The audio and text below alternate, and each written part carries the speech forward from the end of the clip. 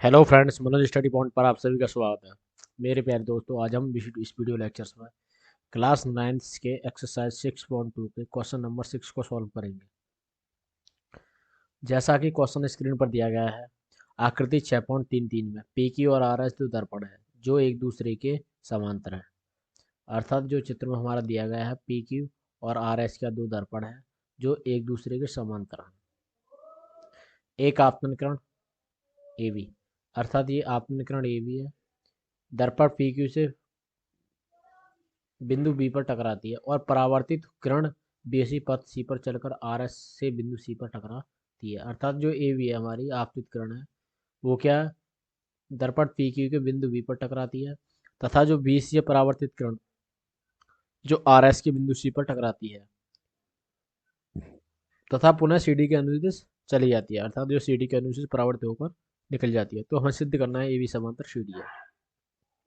तो इस सवाल को सॉल्व करने के लिए हमें एक रूल लगेगा, नियम लगेगा, जो कि हमारा 10th क्लास के साइंस में पढ़ेंगे, परावर्तन का नियम। क्या पढ़ेंगे? परावर्तन का नियम। तो पहले मैं क्या करता हूँ, आपको थोड़ा परावर्तन के नियम के बारे में बता देता हूँ। यदि कोई दर्पण है इस प्रकार है, तो इस पर क्या होती है, एक आपतित किरण और फिर क्या, परावर्तित किरण। यहाँ पर क्या होता है, विलंब होता है। क्या होता है? विलंब। तो ये क्या हमारा अविलंब होता है।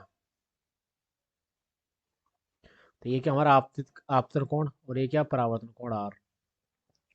तो परावर्तन के नियम से क्या होता है, हमारा आपतन कोण है वो क्या होता है, परावर्तन कोण के नियम के, परावर्तन कोण के बराबर होता है। ये रूल के अकॉर्डिंग है, ठीक है। यदि इस प्रकार की कंडीशन बनी हुई है कि आपतन किरण है तथा परावर्तित किरण है, तो यहाँ पर एक अविलंब खींचेंगे। अविलंब खींचने के बाद दोनों कोण क्या होंगे, इक्वल कहलाएंगे। तो हमें सेम यहाँ पर भी करना है। यहाँ पर क्या करना है, पहले रचना करनी है इस चित्र में। यहाँ पर क्या करना है, विलंब खींचना है, ठीक है। इसको एम मान ले में, और ये क्या हमें अविलंब एन, एन, ठीक है। तो हमें क्या करना है, यहाँ पर एम बी एम व सी एन को क्या है, समांतर लेके चलना है, ठीक है। तो पहले जो दिया है वो लिखेंगे। दिया है, क्या दिया है हमारा, पी क्यू समांतर है आर एस के। पी क्यू समांतर है आर एस, ठीक है। हमने कंस्ट्रक्शन रचना की, क्या किया, रचना। रचना में क्या लिया हमें, बी एम, बी एम समांतर लिया किसके, सी एन के, ठीक है। अब क्या हमें प्रूव करना है, सिद्ध। तो हमें क्या करना है, हमें यदि हमारा ये बी एम इसके समांतर है, ठीक है, तो हम कह सकते हैं यदि ये बी एम सी एन के समांतर है, तो ये क्या हमारे एक तिर्यक रेखा है। और तिर्यक रेखा के एकांतर अंतर कोण ये क्या कहलाएंगे, हमारे एकांत अंतर कोण कहलाएंगे। पहले क्या है, कोणों को नाम देता है वन, से कोण टू, कोण थ्री और कोण फोर। तो इस प्रकार कोण टू और कोण थ्री क्या होंगे, हमारे एकांतर अंतर कोण होंगे। और एकांतर अंतर कोण क्या होते हैं, सदैव बराबर होते हैं। यदि हमारी ये बी एम सी एन के समांतर हो, तो हम बोल सकते हैं कोण टू बराबर कोण थ्री है, थ्री है। क्यों? क्योंकि एकांतर अंतर कोण है। कैसे एकांतर अंतर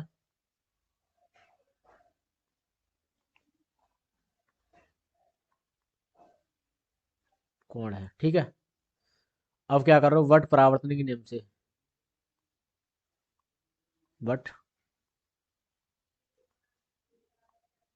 परावर्तन के नियम से, ये क्या हमारे, ये आपतन कोण है, ये परावर्तन कोण है। यदि ये परावर्तन के नियम से कोण टू वन के बराबर होगा, तो हम बोल सकते हैं कोण वन बराबर कोण टू। इसी प्रकार कोण थ्री बराबर क्या होगा, कोण फोर, तथा कोण थ्री बराबर कोण फोर, ठीक है। इसको समीकरण फर्स्ट मान लेंगे। नाउ क्योंकि कोण टू बराबर कोण थ्री है, ज्ञात किया अभी। अब क्या करो, दोनों पक्षों में कोण दो से गुणा करने पर, दोनों पक्षों में मैं दो से गुणा करने पर, ठीक है। तो ये कितना हो जाएगा, कोण दो बराबर दो कोण तीन। कोण टू को मैं अलग अलग लिख रहा हूँ, कोण टू प्लस कोण दो बराबर इसी प्रकार कोण तीन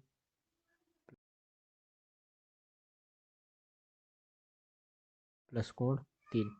अब क्या कर रहे हैं हम, समीकरण फर्स्ट व सेकंड से, समीकरण फर्स्ट व सेकंड से।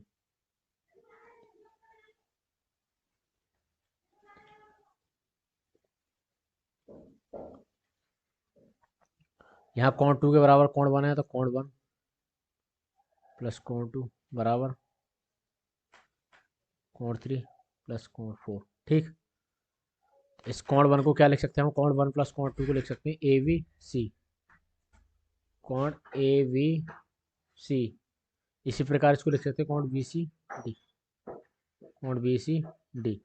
अब क्या, कोण ए बी सी बराबर कोण बी सी डी है, अर्थात यदि हमारे ये कोण पूरा, ये वाला कोण इसके बराबर है, यदि ये इसके कोण के बराबर है, तो हम कह सकते हैं ये वाले क्या, ये ए बी और इसके समांतर होगी। क्यों, क्योंकि यदि हमारे ये वाले कोण एकांतर अंतर कोण, यदि हम ये भी इसको थोड़ी देर के लिए मान लेते हैं समांतर है ये वाली, तो ये एकांतर अंतर कोण और एकांतर अंतर कोण क्या होते हैं, हमारे बराबर होते हैं। यदि यदि जस्ट इसका उल्टा भी ठीक है, यदि हमारे एकांतर अंतर कोण बराबर है, तो ये भी क्या होगी, हमारी समांतर होगी। इसलिए क्या होगी, इसलिए ए बी समांतर होगी किसके, सी डी के। ठीक है, वाई प्रमेय से। ठीक है, तो ये क्या होगा हमारा हैंस प्रूफ्ड।